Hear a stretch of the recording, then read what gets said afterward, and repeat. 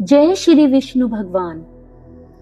देवशयनी एकादशी, जिसे हरिशयनी या पद्मा एकादशी भी कहते हैं, आषाढ़ शुक्ल पक्ष की एकादशी को आती है। मान्यता है कि इस दिन से भगवान विष्णु क्षीर सागर में 4 महीनों के लिए योग निद्रा में चले जाते हैं। इसी कारण इसे देवशयनी कहते हैं। इस दिन से चतुर्मास का प्रारंभ होता है और जिसमें विवाह और मांगलिक कार्य वर्जित माने जाते हैं। तो चलिए सुनते हैं देवशयनी एकादशी व्रत कथा।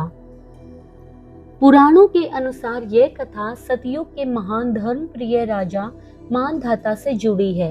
राजा मानधाता अपनी प्रजा के साथ बहुत न्याय और धर्म से राज्य कर रहे थे।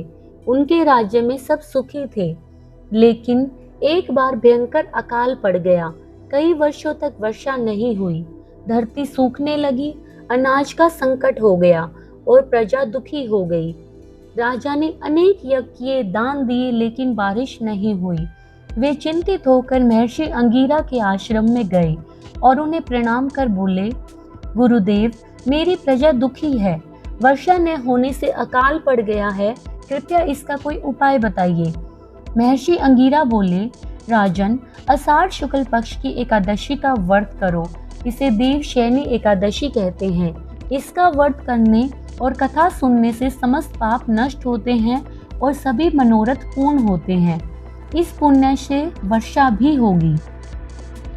राजा ने महर्षि के कहने पर विधि पूर्वक देवशयनी एकादशी का व्रत रखा और भगवान विष्णु की पूजा की। इसके फलस्वरूप घनघोर मेघ छा गए और वर्षा होने लगी। अकाल समाप्त हो गया, प्रजा सुखी हो गई और राज्य में समृद्धि लौट आई। तो अब हम बताते हैं देवशयनी एकादशी का महत्व। इस दिन भगवान विष्णु की पूजा, व्रत और कथा श्रवण से पाप नष्ट होते हैं और जीवन में सुख शांति आती है। मान्यता है कि जो इस दिन उपवास रखता है वह मोक्ष प्राप्त करता है और विष्णु लोक को जाता है। जय श्री विष्णु भगवान।